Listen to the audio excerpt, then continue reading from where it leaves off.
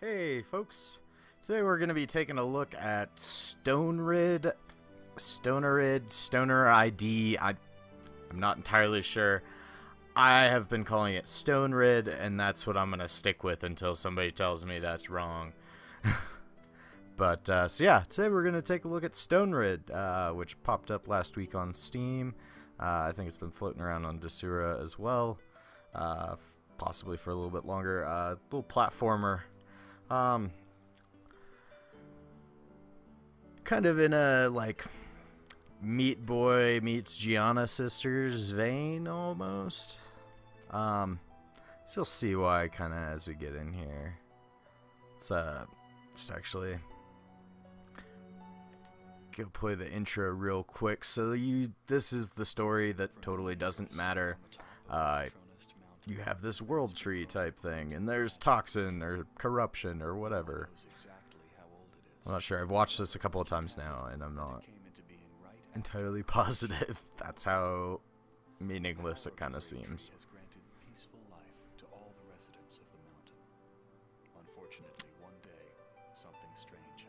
Something strange. Who knows what it is? We will, I guess, maybe find out.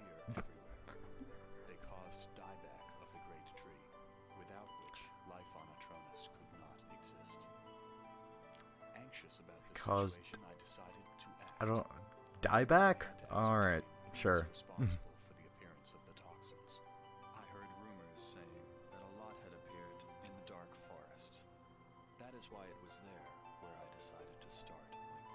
Well, the Dark Forest certainly sounds ominous. That's probably a good place to start searching for toxins. So, yeah, that's your intro, and you get kicked off into this little world map after that. My understanding is there's about 30 some odd levels or something. I do not know if that includes these little extra levels. So you see underneath the levels I've completed, there's a little blue question mark. Those are like little challenge levels. If that includes that, then this is probably all kind of it, which it looks like it might be. If not, then there's 30 some odd levels plus double that, because every single level unlocks one of these challenge levels as well. So let's kind of hop in. We'll just do the first level here, because quite frankly this game's kind of hard, which it's supposed to be. That's why I say it's kind of in that Meat Boy vein. And then this is the Giana Sisters part, so you're swapping between dimensions here, and stuff kind of changes between the two. One of my grievances is that there's not, like, any indication. So, like, you could, you know, there's no indication that, hey, maybe there's something here on the other side. So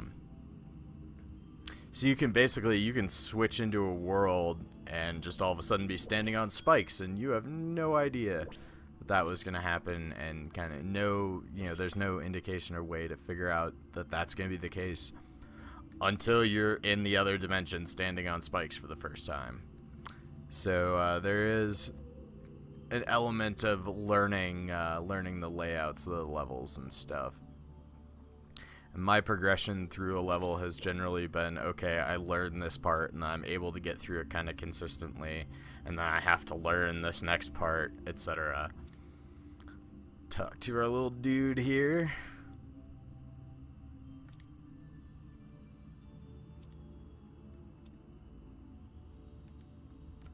Gotta get to the forest. So most of the guys we see like that are bad, like that little guy there.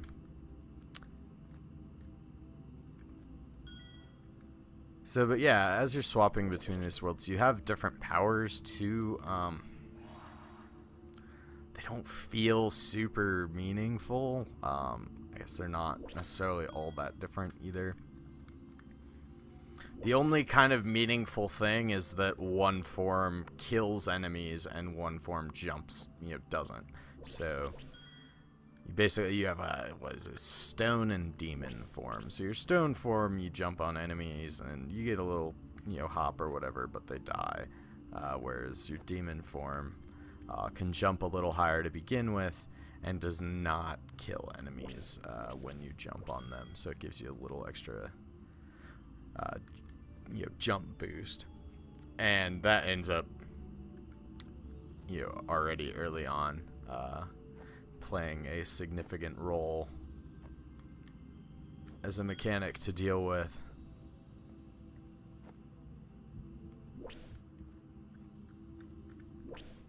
So, there's some other differences that just don't really seem to affect anything, or at least haven't thus far.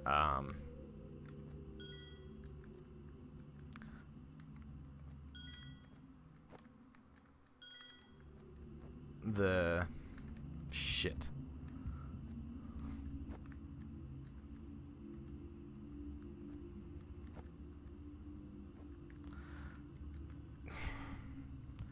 There's damn it. So there's little toxic barrels around. That was dumb.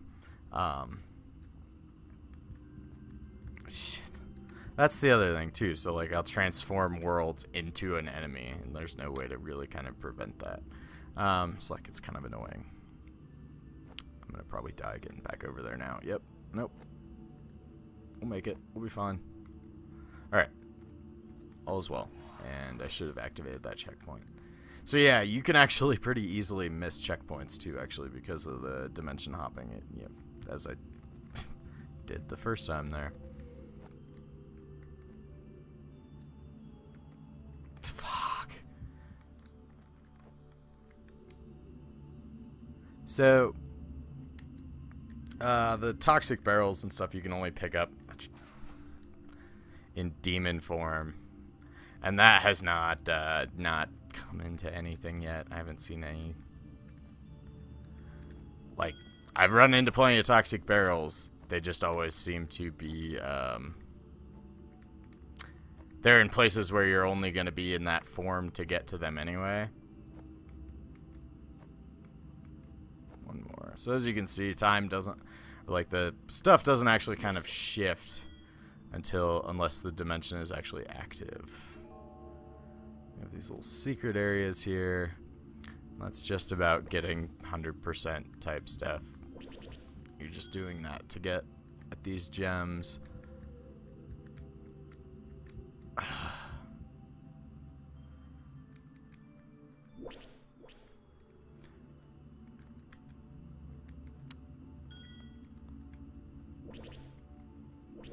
So I'm gonna be honest, a lot of times with those spike things, I feel like,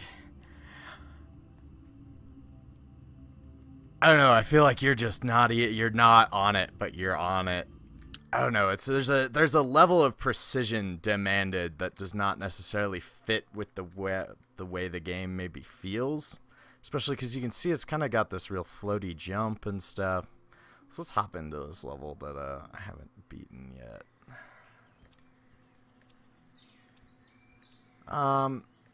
So yeah, it demands maybe a level of precision that it doesn't necessarily give off as expecting at the outset, maybe.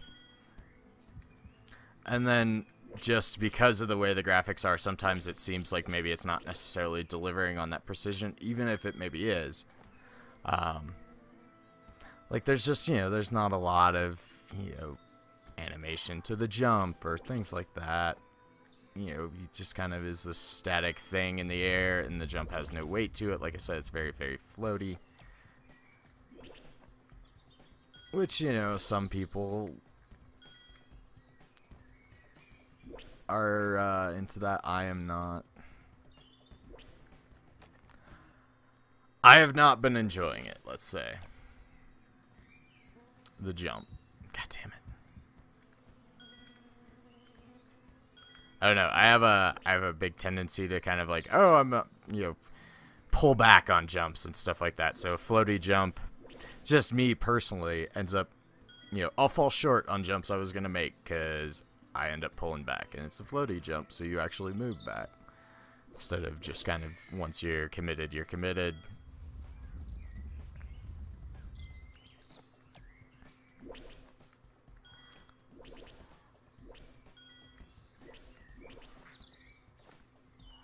Got these levers here. Those will usually open a door somewhere. There's a couple other mechanics in that. There's so yeah, for instance, it moved this spike thing there so I can get by. Oh, fuck me.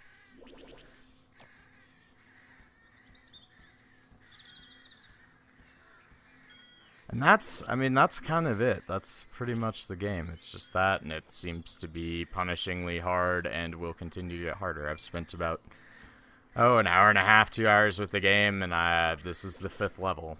And there's those challenge levels, which I'll show you in a second here. Those are pretty insane as well. Oops.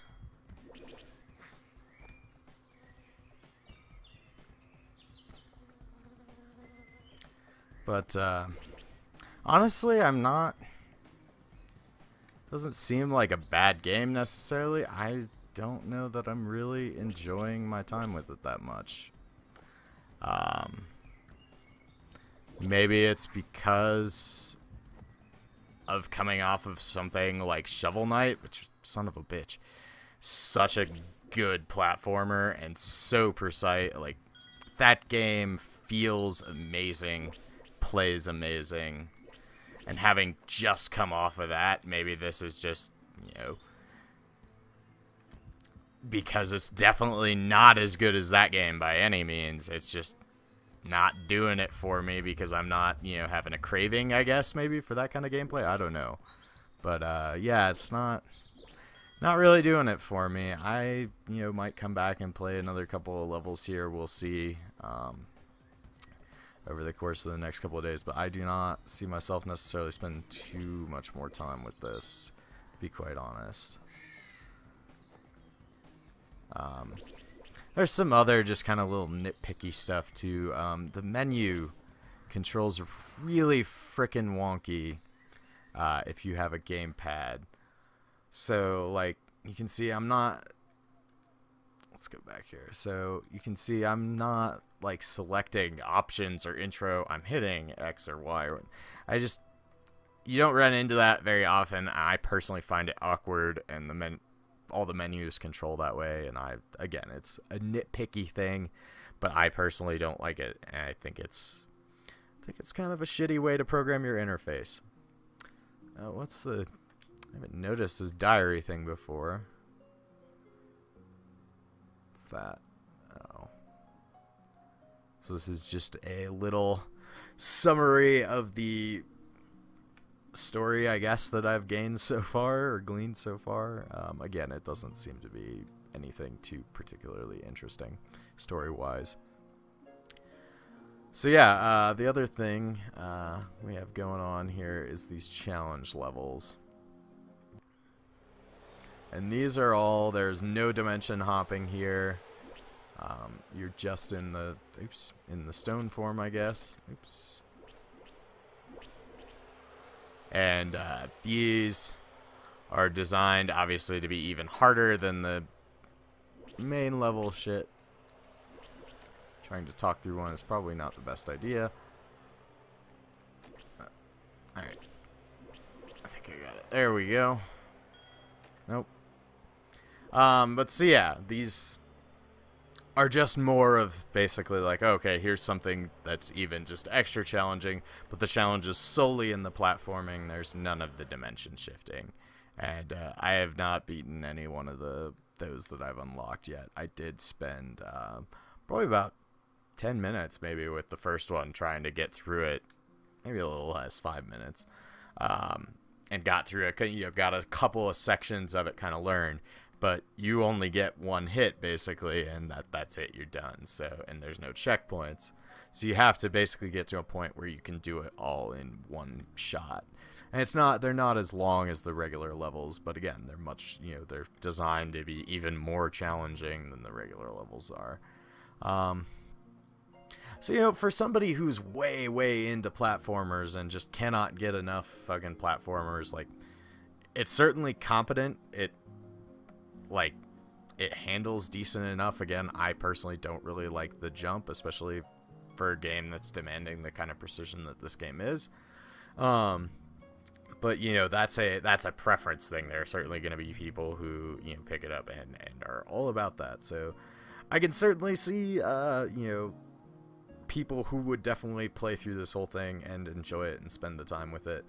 For me, I think, especially just coming off of Shovel Knight, which again was such a great platformer, and everything is so tight just in how that game controls and how the pacing, everything is just spot on. Coming off of that, I think this just kind of,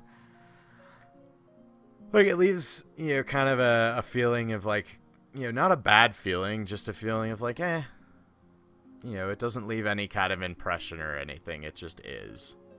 But so yeah, that's Stonerid. You can pick it up on Steam, on Desura, on their own site, stonerid.com, for $5, I believe.